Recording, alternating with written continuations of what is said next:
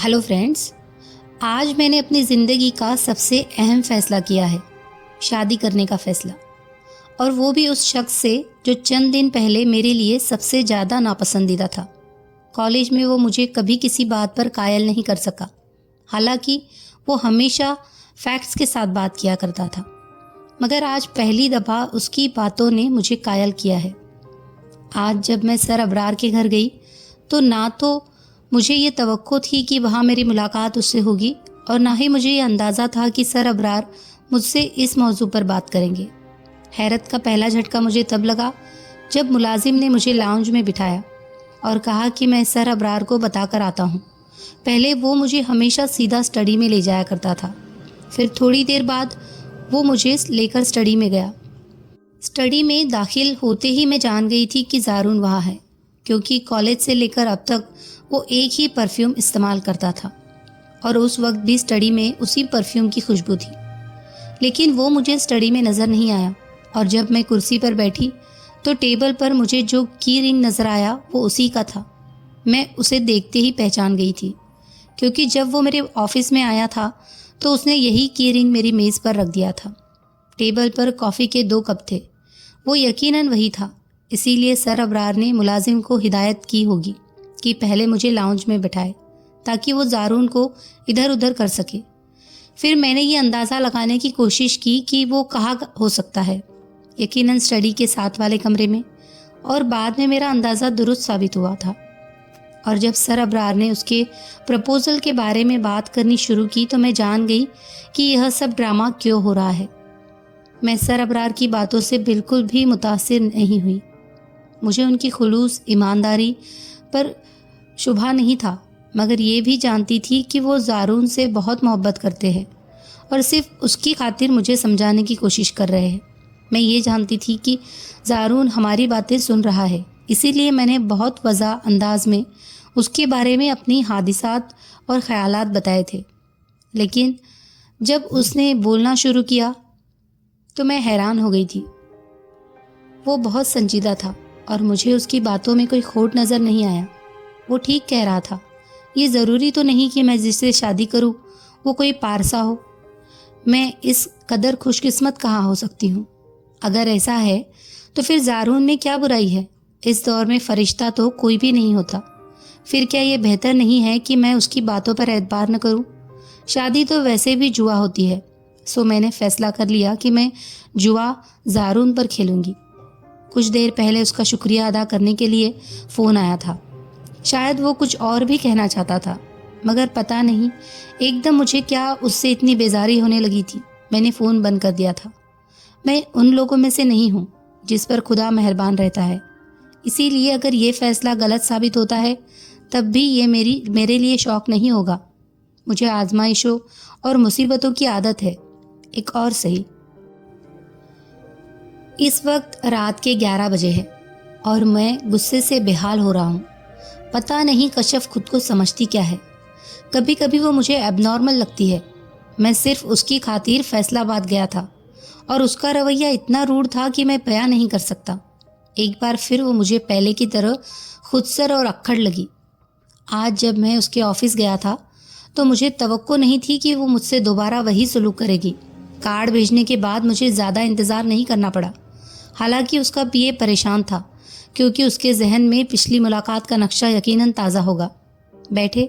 मैं अंदर जाते ही उसने सपाट अंदाज में कहा था, फरमाएं अब क्या काम है? मेरे बैठते ही उसने पूछा था। उसका अंदाज मेरे लिए हैरान कुन था। मैं किस काम के लिए आ सकता हूँ यार? तुम मुझसे इस तरह बात कर रही हो जैसे मुझे जानती ही नहीं या पहली बार देखा है। तुम मुझसे ऑफिस में मिलने आए हो और ऑफिस में मिलने वही लोग आते हैं जिन्हें कोई काम होता है। उसका रवैया अब भी वही था। चलो फिर यही समझ लो कि मुझे तुमसे काम है। असल में एक कॉन्फ्रेंस के सिलसिले में लाहौर आया था, सोचा फैसलाबाद जाकर तुमसे मिल लूँ। मैंने अपने आने की वजह बताई। ठीक है, अब तुम मुझसे मिल चुके हो इसीलिए जा सकते हो, उसने बड़े कोरे अंदाज में कहा था। मैं तो कल सुबह जाऊँगा, आज आरिफ के पास ठहरूंगा। तुम अपना काम ख़त्म करो और मेरे साथ चलो, कहीं लंच करते हैं, फिर ड्राइव पर चलेंगे। मगर पहले तुम मुझे चाय पिलवाओ, क्योंकि मैं लाहौर से सीधा तुम्हारे पास आया हूँ कुछ खाए पिए बगैर। मैं तब काफ़ी अच्छे मूड में था। ठीक है, अगर तुम चाय पीना चाहते हो तो मैं पिलवा देती हूँ, लेकिन इसके लिए तुम्हें विजिटर रूम में जाना पड़ेगा। मैं पीए को चाय के बारे में कह देती हूँ और लंच या ड्राइव का तो सवाल ही पैदा नहीं होता। तुमने ये सोचा कैसे कि तुम मुझे ऑफर करोगे और मैं मुंह उठाकर तुम्हारे साथ चल पड़ूंगी? तुम्हारे नाम की एक अंगूठी है सिर्फ मेरे हाथ में, और ये अंगूठी मुझे तुम्हारे साथ घूमने फिरने का कोई रीज़न प्रोवाइड नहीं करती। तुम्हारा शुक्रिया कि तुम मुझसे मिलने आए, मगर आइंदा ऐसे जहमत मत करना। यह लोग मेरी इज्जत करते हैं और मैं चाहती हूँ वो करते रहे। तुम ज़्यादा कर रही हो। इसी ऑफिस में एक बार पहले भी तुमने मेरी इंसल्ट की थी, तब मैं बर्दाश्त कर गया था, लेकिन अब नहीं कर सकता। तुम्हें इस कदर बेएतबारी की बात करना पसंद नहीं करती, और मैं बेवकूफ़ों की तरह तुम्हारे दिल से माजी की गलतफहमियों को दूर करने की कोशिश करता फिर रहा हूँ। मैं कोई बेकार या आवारा आदमी नहीं हूँ। इतना मसरूफ़ रहता हूँ जितनी तुम, या शायद तुमसे भी ज़्यादा, मगर फिर भी तुम्हारे लिए वक्त निकाल कर आया हूँ, और तुम मुझसे यूँ ट्रीट कर रही हो जैसे मैं कोई मुसीबत हूँ। मैं अब ये सब कुछ बर्दाश्त नहीं करूँगा, क्योंकि मैं ऐसे रवैये का आदी नहीं हूँ। तुम्हें खुद को बदलना पड़ेगा। मुझसे यूँ बिहेव करके तुम अपने लिए अच्छा नहीं कर रही हो। मैं ये कहकर दरवाज़ा पटक कर आरिफ के पास चला गया। रात को खाना खाने के बाद कमरे में सोने चला गया जब आरिफ ने मुझे बुलाया था। तुम्हारी मंगेतर यानी हमारी एसी कशफ मुर्तज़ा का फ़ोन है। अगर यह बात करनी है तो कर लो। वैसे बेहतर है कि फ़ोन अपने कमरे में ले जाओ, क्योंकि हो सकता है कि तुम मेरे सामने डायलॉग बोलते हुए शर्माओ। तुम ना शर्माए तो मैं ज़रूर शर्मा जाऊँगा। वो मुझे छेड़ रहा था, मगर मैं इतने अच्छे मूड में नहीं था कि उसकी छेड़छाड़ का जवाब देता, इसीलिए खामोशी से फ़ोन लेकर अपने कमरे में आ गया। उस वक्त मेरे दिल में ये ख्याल आया कि शायद कशफ माजरत करना चाहती है, और उस ख्याल ने मुझे खुश कर दिया था। देखिए सारून जुनैद साहब, ऑफिस में आपसे ज़्यादा बात नहीं करना चाहती थी, इसीलिए मैंने आपको रोका नहीं, लेकिन कुछ बातें ऐसी है जो क्लियर हो जानी चाहिए। मैं आपकी गलतफहमी दूर करना चाहती हूँ। मैं शादी से आपके साथ सैर या तफरीह के लिए नहीं जा सकती। मैं नहीं चाहती कि आपके साथ लंच पर जाऊँ और अगले दिन किसी लोकल अखबार में मेरी तस्वीर आ जाए कि खातून असिस्टेंट कमिश्नर अपने आशना के हमरा। हर कोई नहीं जानता कि तुम मेरे मंगेतर हो। तुम्हारे लिए अपना करियर दांव पर नहीं लगा सकती, और अगर मुझे ये मजबूरी ना होती तब भी तुम्हारे साथ होटलिंग नहीं कर सकती। जो बातें मुझे दूसरों के लिए बुरी लगती है उसे खुद करना कैसे शुरू कर दूँ। सबसे आखिरी बात यह है कि मुझ में ऐसी बहुत सी बातें हैं जो तुम्हें नापसंद है और रहेगी। इसीलिए बेहतर है कि शादी के फैसले पर एक बार फिर गौर कर लो और मुझे बता देना, ताकि मैं तुम्हें तुम्हारी चीज़ें वापस भिजवा सकूं। उसने मेरी सारी खुशफहमियों को एकदम से ख़त्म कर दिया था। कशफ, तुम किस कदर कदामत पसंद हो, कितनी तंग नज़र हो तुम। क्या तुम आज की औरत हो? तुम तो हर रोज़ मर्दों से मिलती हो, मगर अपने मंगेतर के साथ तुम्हें लंच तो दूर की बात मिलना पसंद नहीं। हाँ, मैं कदामत पसंद हूँ और मुझे इस बात पर फ़क्र है। उसकी बात पर गुस्से की एक लहर सी मेरे अंदर उठी थी। तुम मुझसे क्या चाहती हो? मैं चाहती हूँ कि तुम इस मंगनी के बारे में एक बार फिर सोचो और पूरा यकीन रखो कि अगर तुम ये मंगनी तोड़ना चाहते हो तो मुझे कोई अफसोस नहीं होगा। तुमने मुझसे बात करते हुए 2 बार मंगनी तोड़ने को कहा है। तुम्हारे नज़दीक रिश्ते तोड़ना क्या इस कदर आसान है? बहरहाल जो हुआ सो हुआ। अब मैं तुम्हें ये बता रहा हूँ कि मैं अगले माह तुमसे शादी करना चाहता हूँ। मैं इसी हफ्ते तारीख तय करने के लिए अपने वालिदैन को तुम्हारे घर भेजूँगा, और प्लीज़, मैं कोई बहाना सुनना नहीं चाहता। मैंने उसे अपना फ़ैसला सुना दिया था। लेकिन इतनी जल्दी कैसे हो सकता है? मैं अभी इसके लिए तैयार नहीं हूँ। पहली दफ़ा उसके लहजे में परेशानी थी। मैं कल तो शादी नहीं कर रहा हूँ। तुम्हारे पास काफ़ी दिन है। तुम अपने लिए कुछ जेवर और कपड़े तैयार करवा सकती हो, और अगर इसलिए ज़्यादा दिन चाहती हो कि कोई जहेज़ वगैरह तैयार कर सको तो फॉरगेट अबाउट इट। मुझे किसी जहेज़ की ज़रूरत नहीं। मेरे पास ज़रूरत की हर चीज़ है। आज मैं इस्लामाबाद में पोस्टेड हूँ, कल किसी और मुल्क चला जाऊँगा, तो क्या चीज़ें उठाकर फिरता रहूँगा? तुम अपने वालिदैन को बता देना। उसका जवाब सुनने से पहले ही मैंने फ़ोन रख दिया था। मेरे दिल में उसके लिए बेहद गुस्सा है। उसे अगर मेरे साथ रहना है तो खुद को बदलना पड़ेगा, इस हद तक जिस तक मैं चाहता हूँ, वरना उसे बहुत बुरे नतीजे का सामना करना पड़ेगा। मैं शादी के बाद उसकी किसी गलती को माफ़ नहीं करूँगा। कुछ दिन इतने खूबसूरत होते हैं कि आपको हमेशा याद आते रहते हैं, हालांकि आपको ज़ाहिरन उन दिनों में कुछ नहीं मिलता। आज का दिन भी ऐसा ही था। आज पहली बार कश्यप को झुकाने में कामयाब हुआ हूँ और इस खुशी को, इस एहसास को मैं अल्फाज में बयां नहीं कर सकता। आज सर अबरार ने कश्यप को अपने घर बुलाया था। आखिर मैंने कश्यप मुर्तज़ा को पा ही लिया और आज मेरी शादी को 3 दिन गुजर चुके हैं। वो अपने घर जा चुकी है और मैं डायरी लिख रहा हूँ।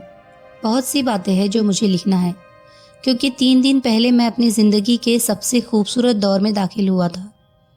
जब कॉलेज में मैंने उसे पहली बार देखा तो मेरे वाहिम व गुमा में भी ये बात नहीं आई थी कि मामूली शक्ल व सूरत की उस लड़की के लिए कभी मैं इतनी दीवानगी में मुब्तला हो जाऊंगा कि उससे शादी कर लूँगा। शादी की रस्मात के दौरान में उसे ठीक तरह नहीं देख सका, लेकिन घर आने के बाद जब मैंने उसे देखा तो वो क़यामत लग रही थी। मैं बहुत देर तक उसके चेहरे से नज़र नहीं हटा पाया। शायद पहली बार मैंने उसे इतना सजा सवरा देखा था, इसीलिए ऐसा हुआ था। फिर रात को जब मैं अपने कमरे में गया तो वो दुल्हनों वाली रिवायती अंदाज में बेड पर बैठी हुई थी। मैं सीधा ड्रेसिंग रूम में गया और जब कपड़े बदल कर आया तो वो तब भी उसी तरह बैठी थी। एक लम्हे के लिए मुझे उस पर तरस आया था। क्या महसूस कर रही होगी उस वक्त? वो तो मुझे अपने सामने बात नहीं करने देती थी और अब खामोशी से सिर झुकाए बैठी थी। मैं ड्रेसिंग रूम से आकर भी उसके पास नहीं गया था, बल्कि कमरे में एयर फ्रेशनर का स्प्रे करने लगा था। फिर मैंने ड्रेसिंग टेबल से परफ्यूम उठाकर अपनी नाइट शर्ट पर उसका स्प्रे किया। फिर मैं फ्रिज से चॉकलेट और कोल्ड ड्रिंक कैन निकाल कर पीने लगा। सोफे पर बैठे हुए मैं इत्मीनान से उसे देखता रहा। उसका चेहरा घूंघट में छिपा हुआ था, इसीलिए मैं उसके चेहरे के तासुरात नहीं देख पाया, लेकिन मुझे यकीन है उस वक्त मुझे दिल में गालियाँ दे रही होगी। और अब मुझे ये ख्याल आ रहा है कि उस रात 12:30 बजे ये कोल्ड ड्रिंक मेरे लिए काफ़ी नुकसानदेह साबित हो सकता है। आफ्टर ऑल ये नवंबर का महीना है, लेकिन बस मैं उसे काफ़ी इंतज़ार करवाना चाहता था। चॉकलेट ख़त्म करने के बाद मैंने वॉशरूम जाकर ब्रश किया। वापस आने के बाद मैं उसके करीब बेड पर बैठ गया और आहिस्ता से उसका घूंघट उलट दिया। ज़िंदगी में पहली बार वो मेरे इस कदर करीब बैठी थी। अपने हाथों पर नज़रें जमाए वो बहुत अच्छी लग रही थी। कुछ देर तक मैं खामोशी से उसे देखता रहा। फिर मैंने कहा, अगर मैं कोई अनापरस्त आदमी होता तो आज तुम्हारे साथ मेरा सलूक किसी और तरह का होता, लेकिन तुम्हारी खुशकिस्मती है कि मैं ऐसा नहीं हूँ। उसने मेरी बात पर नज़रें नहीं उठाई। मैंने साइड टेबल की दराज से डायमंड रिंग निकाल ली। अपना हाथ दो, मैंने अंगूठी निकाल कर कहा। उसने अपना हाथ बढ़ा दिया। मैंने देखा कि उसके हाथ में लर्जिश थी। मुझे बेइख्तियार उस पर प्यार आया। क्या वो मुझसे खौफजदा थी? हालांकि वो तो हमेशा मुझे डराया करती थी। मैंने उसके हाथ में अंगूठी पहनाई। अंगूठी पहनने के बाद उसने अपना हाथ खींचना चाहा, मगर मैंने उसका हाथ पकड़े रखा। कैसा लग रहा है यहाँ आकर? मैंने उसे बोलने पर उकसाया, लेकिन वो चुप रही। कुछ बोलोगी नहीं? क्या हाथ नहीं छुड़ाओगी? मेरी तरफ देखोगी भी नहीं? Are you all right? मैंने उसे छेड़ा। अगर दूसरा हाथ पकड़ लूँ तब भी कुछ नहीं कहोगी? मेरी बात पर उसने बेइख्तियार अपना दूसरा हाथ पीछे कर लिया। मैं खिलखिलाकर हंस पड़ा। वो बेहद कंफ्यूज लग रही थी और मुझे उसकी कंफ्यूजन मज़ा दे रही थी। तुम थक गई होगी, कपड़े चेंज कर लो, मैं नरमी से कहते हुए उठ खड़ा हुआ। वो भी अपना लिबास समेटते हुए उठ खड़ी हुई। जब वो ड्रेसिंग रूम से बाहर आई तो नाइटी में मलबूस थी। जब वो बेड पर बैठी तो मैंने उससे कहा, कश्यप, पहले तुम मुझसे मोहब्बत नहीं करती थी, क्या आप करोगी? वो कुछ देर की खामोशी के बाद बोली, हाँ। उसका सिर्फ एक लफ्ज़ मेरे अंदर जलती हुई जिल्लत की उस आग को बुझा गया जो वो अपनी बातों से लगाती रही थी। मैंने पहले कभी खुद को इस कदर मुतमईन और पुरसुकून महसूस नहीं किया। मैं वालिहाना अंदाज में उससे मोहब्बत का इजहार करता रहा, लेकिन वो पहले की तरह थी, संजीदा और शर्माई। सुबह जब मैं सोकर उठा तो वो पहले ही उठ चुकी थी और खिड़की के सामने खड़ी थी। मैं गाउन की डोरी बांध करता हुआ उसके पास चला गया। Good morning. मैंने हौले से उसके बालों को छुआ। मॉर्निंग। तुम रोज़ इतनी ही जल्दी उठती हो? हाँ। वो मेरी तरफ मुतवज्जह नहीं थी। कश्यप, क्या यह बेहतर नहीं है कि तुम एक नज़र मुझे भी देख लो? बाहर का नज़ारा एक औरत की दुल्हन के लिए उसके नए नवेले शौहर से ज़्यादा पुरकशिश नहीं हो सकता। मैंने उसे कंधों से पकड़कर अपनी तरफ घुमा लिया। म्यूज़िक सुनती हो? मैंने उससे पूछा था। हाँ, थोड़ा बहुत। वो मुझसे बात करते हुए नज़र चुरा रही थी और मैं इस इनकलाब पर हैरान था। ठीक है, तुम ये रिकॉर्ड सुनो, मैं थोड़ी देर में आता हूँ। मैं उसे ये कहकर बाथरूम में चला गया। आधा घंटा के बाद जब मैं नहाकर तैयार होकर आया तो वो सोफे पर बैठी हुई थी। नाश्ता हमने कमरे में ही किया। वो मेरी बातों पर मुस्कुराती रही मगर ज़्यादा नहीं बोली, मगर मेरे लिए इतना ही काफ़ी था कि वो मेरे पास मौजूद थी। फिर वो भाभी और सारा के साथ 11 बजे ब्यूटी पार्लर चली गई। दोबारा मैं उसे रात को देखा था और मुझे वो बहुत पुरसुकून और खुश नज़र आई। उसामा और फारूक की छेड़छाड़ पर वो मुस्कुराती रही और मुझे बेचैन करती रही। आज सुबह वो अपने घर चली गई है और जब मैं डायरी लिख रहा हूँ तो बेहद तन्हाई महसूस कर रहा हूँ। उसके साथ गुजारी हुई 2 रातें मुझे इस कदर बदल सकती है, मैंने कभी नहीं सोचा था। मुझे यूँ लग रहा है जैसे मेरे बेडरूम की सबसे कीमती चीज़ गायब हो गई है। इस वक्त मैं उसे बहुत शिद्दत से मिस कर रहा हूँ और अब थोड़ी देर तक मैं उसे फ़ोन करूँगा। उसे मिल नहीं सकता मगर बातें तो कर सकता हूँ। मेरी शादी हो गई है और ज़िंदगी का एक नया सफ़र शुरू हो गया है। गुजरे हुए 3 दिन मेरी ज़िंदगी के सबसे खूबसूरत दिन थे। मैं जानती हूँ आने वाला हर दिन मेरे लिए सब अच्छी खबर नहीं लाएगा। बाद में जो होना है वो तो होता रहेगा, मगर मैं ज़िंदगी में कम से कम ये चंद दिन खुशफहमियों में के सहारे गुजारना चाहती हूँ। मैं शादी के दिन बहुत परेशान थी। कोई भी चीज़ मुझे अच्छी नहीं लग रही थी। जब सारून की तरफ से आने वाले जेवरात और उरूसी जोड़ा कमरे में लाए गए तो मेरा दिल चाहा मैं उन्हें आग लगा दूं। मेरी कजिन्स और फ्रेंड्स उन चीज़ों की तारीफ़ें कर रही थी। उनके नज़दीक मैं खुशकिस्मत थी और वो मेरी कैफियत से बेखबर उन चीज़ों पर रश्क कर रही थी और मैं ये सोच रही थी कि वो मेरे साथ क्या सलूक करेगा। वो सब चीज़ें उस वक्त मुझे फांसी के फंदे की तरह लग रही थी। जब मुझे ज़ारून के कमरे में पहुंचाया गया तो मुझे यूँ लग रहा था जैसे मेरा नर्वस ब्रेकडाउन हो जाएगा। वो कमरे में आने के बाद कुछ देर तक मुझे नज़रअंदाज करता रहा और मेरे इस खौफ को मुस्तकम करता रहा कि मेरे सारे हादिसात ठीक थे। मगर फिर क्या हुआ? कुछ भी तो नहीं। उसका रवैया बिल्कुल नॉर्मल था। उसने मुझसे पूछा था, क्या तुम मुझसे मोहब्बत करोगी? मैंने हाँ कहा था और उसकी आंखों में उभरने वाली चमक देखकर हैरान रह गई थी। मैं नहीं कह सकती कि वो मोहब्बत नहीं थी, शायद वो वाकई मुझसे मोहब्बत करता था। सुबह मैं बहुत जल्दी उठ गई थी। जब मैंने आंखें खोली तो उस वक्त मैं उठकर अपने इर्द गिर्द नज़र दौड़ाने लगी थी और तब मुझे रात की सारी बातें याद आने लगी। ज़ारून मेरे बाएं जानिब पड़े पुरसुकून अंदाज में सो रहा था। मैं कुछ देर उसे देखती रही। कमरे में फैली हुई हल्की सी रोशनी में वो बहुत अच्छा लग रहा था। फिर नहाने के बाद टेरेस पर चली गई। उस वक्त हल्का अंधेरा था और आसमान पर काफ़ी बादल छाए हुए थे। मुझे बहुत सर्दी महसूस हुई और मैं वापस अंदर आ गई। फिर मैं बेडरूम की खिड़की से नीचे लॉन को देखती रही जो उस वक्त बहुत अजीब सा नज़र आ रहा था। मुझसे पता नहीं चला वो कब बेदार हुआ, अगर तब भी उसका रवैया मेरे साथ बहुत अच्छा रहा।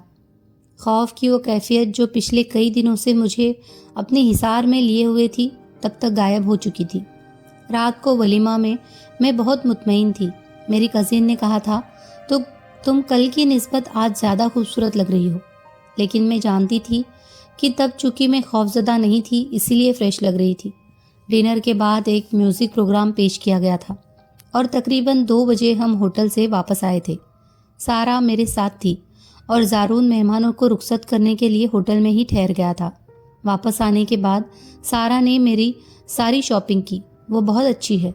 मेरे कमरे को उसी ने सेट किया था और वो ही सब चीज़ें समेटती रही। पैकिंग करवाने के बाद वो मेरे साथ बैठी गपशप करती रही। तब ही ज़ारून आ गया था। सारा के जाने के बाद ज़ारून ने कहा था, मेरी फैमिली में जो सबसे ज़्यादा मेरे करीब है वो मेरी बहन है। ये जो इस कदर तुम्हारे आगे पीछे फिर रही है सिर्फ इसीलिए क्योंकि तुम मेरी पसंद हो और उसे मुझसे वाबस्ता हर चीज़ से मोहब्बत है। उसके लहजे में सारा के लिए मोहब्बत नुमाया थी। तुम बहुत अच्छी लग रही हो। उसने एकदम बात बदल दी थी। मुझे पहली बार उसका लहजा अजनबी नहीं लगा। उसके हाथों की गर्मी, उसका लम्स, उसकी तवज्जो मुझे अच्छी लग रही थी, क्योंकि वो मेरी ज़िंदगी में आने वाला पहला मर्द था। वो मेरे हाथों को चूम रहा था और मैं सोच रही थी कि यह मोहब्बत कोई ख्वाब है या हकीकत। आज सुबह आसमा और अजहर के साथ मैं घर आ गई थी।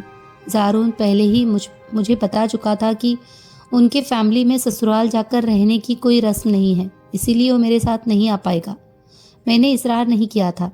कुछ देर पहले ज़ारून ने मुझे फ़ोन किया था। तुम कैसी हो? मेरे हेलो कहते ही उसने पूछा था। मैं ठीक हूँ, मैंने उससे कहा था। वो बहुत देर तक मुझसे बातें करता रहा।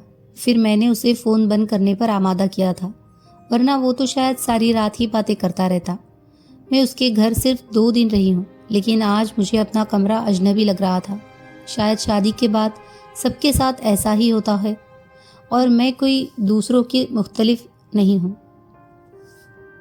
ज़ारून मुझे गुजरात छोड़कर गया था। हम परसों लंदन से वापस आए थे। पिछला 1 माह इतना मसरूफ़ गुजरा है कि मैं चाहते हुए भी डायरी नहीं लिख पाई। पर अब जब फुर्सत मिली है तो समझ में नहीं आ रहा कि क्या लिखूं और क्या ना लिखूं। कल जब वो मुझे घर छोड़ने आया था तो रास्ते में गाड़ी ड्राइव करते हुए उसने कहा था, कशफ, तुम्हारे लिए खुशखबरी है। तुम्हारा तबादला इस्टेब्लिशमेंट डिवीज़न में करके तुम्हारी खिदमत फेडरल गवर्नमेंट के सुपुर्द कर दी गई है। अब तुम भी इस्लामाबाद में काम करोगी। मैं हर जगह तुम्हें अपने साथ रखना चाहता हूँ। मैं उसकी बात पर हैरान रह गई थी। हनीमून के दौरान मेरे लिए इस तरह रुपया खर्च करता रहा था जैसे वो बहुत बेकार सी चीज़ थी, और मैं सोचती रही थी क्या वाकई उसके लिए मैं बाकी हर चीज़ से ज़्यादा हूँ। मैं सोचती हूँ कि उसमें ऐसी कौन सी खूबी है कि खुदा ने इसे सब कुछ दे रखा है। मैंने एक बार भी उसे नमाज़ पढ़ते नहीं देखा, और शायद उसने ईद की नमाज के अलावा कभी नमाज पढ़ी भी नहीं है। फिर भी खुदा ने उसे सब कुछ दे रखा है। अभी थोड़ी देर पहले उसका फ़ोन आया था और वह काफ़ी नाराज़ था। उसने मुझसे कहा था, क्या ज़रूरत है तुम्हें अपने वालिदान के घर इतना ज़्यादा रहने की। मैं उसकी बात पर हैरान रह गई थी, क्योंकि मैं अभी ही तो आई हूँ, और वह कह रहा था इतना ज़्यादा रहने की क्या ज़रूरत है। बहरहाल मैं अब परसों वापस चली जाऊँगी, क्योंकि वो मेरे बगैर कुछ ज़्यादा ही परेशान रहता है। कल मेरे और कशफ के दरमियान पहली झड़प हुई। वह अभी तक अपने पुराने अंदाज में थी और कल मैंने उसकी तबीयत अच्छी तरह साफ़ की थी, और मुझे अपने रवैये पर भी भरोसा नहीं है। उसकी इस्लाह के लिए यह सलूक बहुत ज़रूरी है। कल हमें एक डिनर में जाना था, और जब मैं शाम को घर आया तो ये देखकर हैरान रह गया कि ब्राउन रंग के लिए मेरी नापसंद जानने के बावजूद अपने लिए इसी रंग की साड़ी प्रेस कर रही थी। ड्रेसिंग रूम में जाने से पहले मैंने उससे कहा था, कशफ, इस ड्रेस को वापस रख दो और किसी दूसरे रंग की ड्रेस पहनो। तुम ये अच्छी तरह जानती हो कि ये कलर मुझे नापसंद है, और ये बात मैं तुम्हें दोबारा नहीं बताऊंगा। जब मैं तैयार होकर ड्रेसिंग रूम से बाहर आया तो ये देखकर मेरे तन बदन में आग लग गई कि उसने वही साड़ी प्रेस कर बेड पर रखी हुई थी। यानी उसने मेरी बात को कोई अहमियत नहीं दी थी। मैंने तुमसे कहा था कि ये साड़ी वापस रख दो, तुम ये नहीं पहनोगी। ज़ारून, जो चीज़ तुम्हें पसंद है मैं तुम्हें भी उसके इस्तेमाल से कभी नहीं रोकती। फिर तुम मुझे क्यों रोक रहे हो? ये कलर तुम्हें पसंद नहीं है तो ना सही, मगर मुझे पसंद है और मैं यही पहनूंगी। मैं उसके लहजे पर कर रह गया था, और वह उसी टोन में बात कर रही थी जिसमें वो शादी से पहले बात करती थी। लेकिन मुझे ये कलर पसंद नहीं है, इससे क्या फ़र्क पड़ता है? उसके जवाब से मुझे आग बबूला कर दिया था। मैं तुम्हें बताता हूँ इससे क्या फ़र्क पड़ता है। मैंने साड़ी उठाई और उसे बाजू से खींचता हुआ वॉशरूम में ले गया। वॉश बेसिन में साड़ी फेंकने के बाद मैंने लाइटर से आग लगा दी। वो दम बखुद जलते हुए शोलों को देख रही थी, और मुझे उसके चेहरे की बदलती हुई रंगत देखकर सुकून मिल रहा था। आज एक बात कान खोलकर सुन लो, तुम्हें वही करना है जो मैं चाहता हूँ, वही पहनना है जो मुझे पसंद है, और तुम्हारे मुंह में जो ज़बान है उसे कंट्रोल में रखो, वरना मैं उसे काट दूंगा। मैं गाड़ी में तुम्हारा इंतज़ार कर रहा हूँ। पूरे 15 मिनट बाद तुम बाहर आओ, वरना। मैं अपनी बात को अधूरा छोड़कर बाहर चला गया। ठीक 15 मिनट बाद वह पोर्च में नमूदार हो गई थी। जब वह कार में आकर बैठी तो मैंने बड़े गौर से उसका चेहरा देखा था। वो बेतासुर था। उसने मुझसे कोई बात नहीं की और ना ही मैंने उसे मुख्तलिफ करने की कोशिश की। डिनर से वापसी पर सोने से पहले उसने रोज़ की तरह मुझे दूध का गिलास ला कर दिया और फिर खामोशी से सोने के लिए लेट गई। आज सुबह भी हर रोज़ की तरह उसने मुझे बेड टी दी, फिर ऑफिस के लिए तैयार होने में मेरी मदद करवाती रही, लेकिन उसने मुझसे कोई बात नहीं की। जब मैंने उसे उसके ऑफिस छोड़ा तो आज पहली बार उसने मुझे खुदा हाफिज नहीं कहा। मुझे इस बात पर बहुत खुशी हुई कि उसने मेरी बात को इतनी संजीदगी से लिया है। मैं यही चाहता था। आज शाम को भी उसका रवैया नॉर्मल था, बस वो मुझसे बात नहीं कर रही थी। शायद इसका ख्याल था कि मैं उससे बात कर लूँगा, और वह बेहद अहमक है। मैं ऐसा कभी नहीं करूँगा। आज तक मैं उसको बर्दाश्त करता रहा, अब उसे यह सब बर्दाश्त करना होगा। शादी के 4 महीने बाद मैंने उसके घर का रिश्ता हमेशा के लिए छोड़ दिया। पता नहीं मैंने गलत किया या सही, मगर यह सब होना ही था। अगर मैं खुद उसका घर नहीं छोड़ती तो कुछ दिनों बाद वह खुद मुझे घर से निकाल देता। मेरा उससे शादी का फैसला गलत था। हम दोनों दो मुख्तलिफ लोग हैं, मगर अफसोस मुझे इस बात का है कि उसे मेरे किरदार पर शुबा है। एक ऐसा शख्स जिसका अपना कोई किरदार नहीं है। उसका रवैया दिन ब दिन अजीब होता गया था। पहले वह नरमी से मुझे अपनी बात मानने पर मजबूर करता था, फिर सख्ती करने लगा।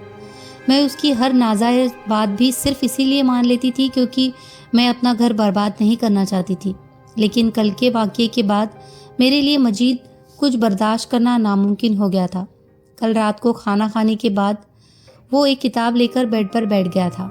मैं ड्रेसिंग टेबल के सामने बैठकर अपने बालों में ब्रश कर रही थी, जब मुझे यूँ लगा जैसे वो बड़े गौर से मुझे देख रहा था, मगर मैंने इस बात को नज़रअंदाज किया। कश्यप, एक बात पूछूं? उसने अचानक मुझे चौंका दिया। मैं बालों में ब्रश करना रोक दिया और मुड़कर उसकी तरफ देखने लगी। ये जो तुम्हारा बड़ा बहनोई है अजहर, सुना है उसका प्रपोजल पहले तुम्हारे लिए आया था और वह तुम्हें काफ़ी पसंद करता था। वह मुझे पसंद करता था या नहीं ये तो मैं नहीं जानती। हाँ, उसका प्रपोजल ज़रूर मेरे लिए आया था, मैंने जवाब दिया। फिर तुमने उसका प्रपोजल क्यों कबूल नहीं किया? क्योंकि उस वक्त मुझे शादी में कोई दिलचस्पी नहीं थी। मुझ पर बहुत ज़्यादा जिम्मेदारियाँ थी। तुम झूठ बोल रही हो। असल में उसकी अम्मी को आसमा तुमसे ज़्यादा पसंद आ गई थी, क्योंकि वो ज़्यादा खूबसूरत है। इसीलिए उन्होंने अजहर को आसमा से शादी पर मजबूर कर दिया। वैसे कशफ, तुम लाहौर में पढ़ती थी, अजहर भी वही इंजीनियरिंग यूनिवर्सिटी में होता था। तुम लोगों की अक्सर मुलाकात होती होगी। मैं उसकी बातों पर बिल्कुल सन रह गई थी। मेरे तसव्वुर में भी नहीं था कि वह कभी मुझसे ऐसी बात करेगा। कुछ देर तक मैं बिल्कुल बोल नहीं सकी। वह मुझे इतनी गहरी नज़रों से देख रहा था जैसे मैं कोई मुजरिम हूँ, और उसने मुझे जुर्म करते हुए पकड़ लिया था। ज़ारून, तुम क्या कर रहे हो? मेरे समझ में बिल्कुल नहीं आ रहा, मैंने उससे कहा। हालांकि मैंने कोई मुश्किल बात नहीं की थी। वैसे अगर मैं तुम्हारी जगह होता और कोई मेरी इंसल्ट करता और फिर मुझे प्रपोज करता तो मैं कभी उससे शादी ना करता। लेकिन तुमने मुझसे शादी कर ली, सब कुछ भूल कर। क्या यह हैरत की बात नहीं? शायद नहीं, क्योंकि तुम्हारी जैसी औरतें मेरे जैसा मर्द देखकर ही सब कुछ भूल जाती है, चाहे वह पुराना महबूब ही क्यों ना हो। बहुत हो गया, मैं इससे ज़्यादा बर्दाश्त नहीं कर सकती। तुम्हें जो कहना है साफ साफ कहो। मैं खड़ी हो गई। वो मेरी बात पर बड़े अजीब अंदाज में मुस्कुराया। कश्यप, याद है जब मैंने तुम्हें यूनिवर्सिटी में थप्पड़ मारा था तो तुमने कहा था जो शख्स जैसा हो उसे वैसी गाली दो, तो वह उसी तरह तड़पता है जैसे मैं तड़प रहा हूँ। आज तुम्हारा रवैया भी वैसा ही नहीं है। जब मैंने मॉम के सामने शादी के लिए तुम्हारा नाम लिया था तो उन्होंने कहा था कश्यप में ऐसी कौन सी बात है जो तुम्हें मुतासिर करती है, और मैंने कहा था उसका कैरेक्टर। तब उन्होंने कहा था कि तुम मिडिल क्लास की लड़कियों को नहीं जानते, यह इतनी पारसा होती नहीं है जितना जाहिर करती है। और मेरा ख्याल है ये सही था। मुझे उसकी बात गाली की तरह लगी थी। अपने शौहर के मुंह से अपने किरदार के बारे में ऐसी बात सुनना बहुत तकलीफ दे होता है। फिर मैंने उससे पूछा था, तो तुम्हारा ख्याल है कि मैं करप्ट थी? मैं क्या कह सकता हूँ, अपने बारे में तुम ज़्यादा बेहतर जानती हो। यह कहकर उसने किताब खोल ली थी। मेरे तन बदन में आग लग गई थी। मैंने उसके हाथ से किताब छीनकर दूर उछाल दी। तुम्हें मेरे किरदार पर शुबा है, मगर अपने किरदार के बारे में तुम्हारा क्या ख्याल है? मैं चिल्लाई थी और उसने संजीदगी से कहा था, वह किताब उठाकर मुझे दे दो और अपनी आवाज़ आहिस्ता करो। ये मेरा घर है और मैं यहाँ किसी का चिल्लाना पसंद नहीं करता। मुझे ना तुम्हारी परवाह है और ना तुम्हारे घर की। मैं एक बार फिर चिल्लाने लगी। तुम एक फ्लर्ट होकर मेरे बारे में ये कह रहे हो कि तुम्हें मेरे किरदार पर शक है? खुद क्या हो तुम? किस किस के साथ अय्याशियाँ करते रहे? और फिर भी तुम्हें मुझ पर शक है। बेहतर है तुम अपना मुंह बंद कर लो। मैं तुम्हारी बकवास बर्दाश्त नहीं करूँगा। मैं अपना मुंह बंद नहीं करूँगी। मेरी बातें बकवास है तो तुम्हारी बातें क्या है? तुम वाकई जलील इंसान हो और तुम्हें औरत की इज्जत करना भी नहीं आएगा। मैं शायद उससे और भी बहुत कुछ कहती, मगर उसका थप्पड़ मुझे खामोश कर गया था। मैं तुम जैसी औरत की इज्जत करना चाहता भी नहीं। अपना मुंह बंद रखा करो। मैं तुम पर हाथ उठाने से गुरेज नहीं करूँगा। चंद लम्हे इसी खामोशी से देखने के बाद मैं ड्रेसिंग रूम में चली गई। बैग में अपनी चीज़ें रखने के बाद जब मैं दोबारा बेडरूम में आई तो वह फिर किताब हाथ में लिए हुए था। मैं जा रही हूँ। शौक से जाओ। मैं तुम्हें रोकने का कोई इरादा नहीं रखता। हाँ, ये बात ज़रूर याद रखना कि अगर आज यहाँ से जाओगी तो दोबारा वापस नहीं आ सकोगी। अगर फिर भी जाना चाहती हो तो जाओ। मैं चंद दिनों तक तुम्हें तलाक भिजवा दूंगा। उसने किताब से नज़रें उठाए बगैर कहा था। मैं खुद भी दोबारा यहाँ नहीं आना चाहती और यह तुम्हारी मेहरबानी होगी अगर तुम मुझे जल्द से जल्द तलाक भिजवा दो। तुम्हें हक़े मेहर के तौर पर जो रकम मुझे दी थी वो बैंक में है। मैं चेकबुक पर साइन कर दिया है तो उसे निकलवा सकते हो। हर माह मैं 15,000 तुम मुझे दिया करते थे, वह भी बैंक अकाउंट में जमा करवा देती थी। उसी अकाउंट में यह वार्डरोब की चाबियां है। दराज में वो सारे जेवरात मौजूद है जो तुमने मुझे दिए थे। मैं अपने साथ अपनी चीज़ें लेकर जा रही हूँ जो मेरे जाती रुपए से खरीदी गई है। तुम चाहो तो बैग चेक कर सकते हो। दरवाजे को ठीक से बंद करके जाना। ये वो वाहिद फिक्रा था जो उसने मेरी बातों के जवाब में कहा था। अगर मैं एक लम्हा भी वहाँ मजीद खड़ी रहती तो फूट फूट कर रोना शुरू कर देती। जिस पहर मैं वहाँ से निकली तो ये नहीं जानती थी कि कहाँ जाऊँ। फिर मैं अपनी कार में MNA हॉस्टल चली गई थी। इशारों में एक बार मुझे रुकने के लिए नहीं कहा था। शायद वह मुझे रुकना चाहता ही नहीं था। अगर वह मुझे रुकने के लिए कहता तो शायद मैं रुक जाती। मैं अपना घर बर्बाद नहीं करना चाहती थी, या शायद मैं उससे बहुत मोहब्बत करती हूँ इसीलिए कि वो मेरी ज़िंदगी में आने वाला वाहिद मर्द है जो मुझे मोहब्बत के ख्वाब दिखाता रहा, जिसने मेरे होने का एहसास दिलाया। लाख चाहने के बावजूद मैं उसे नफ़रत नहीं कर सकती, ना कभी कर सकूँगी। मुझे नेकी का बहुत अच्छा अज़्र मिला था। मैंने अज़हर के प्रपोज़ल से अपनी बहन के हक़ में इसीलिए दस्तबरदार हुई थी ताकि उसकी शादी किसी अच्छी जगह हो जाए, लेकिन उस अय्यार का मुझे यह सिला मिला। अज़हर का नाम दाग की तरह मेरे दामन पर लगा दिया गया। खुदा ने कभी मेरे साथ इंसाफ नहीं किया और मुझे उससे इसकी तवक्को भी नहीं है। ज़ारून भी खुदा के हाथों में एक पुतली है। उसकी भी क्या गलती है? ये खुद तो खुदा है जो मुझे रुस्वा करना चाहता है। मुझे देखना है वो मुझसे और क्या क्या छीनेगा।